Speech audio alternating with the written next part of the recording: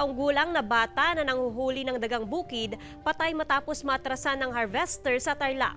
Narito ang exclusive report.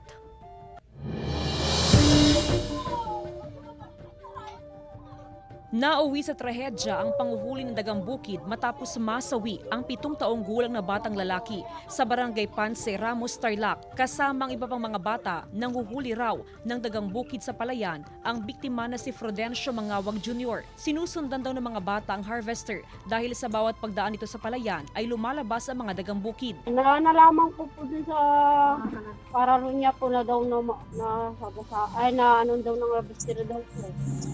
Ang dami nila kapon, hindi nila tinitingnan. Sabi ko, nasa gilid na kanila.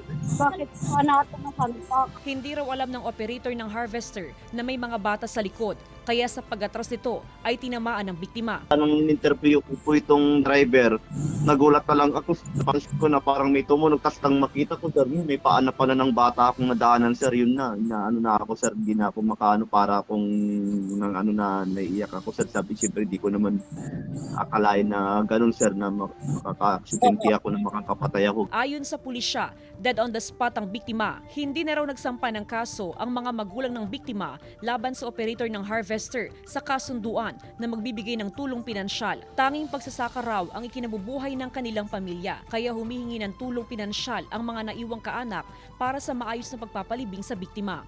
Jasmine Gabriel Galban, Balitang Amyanan.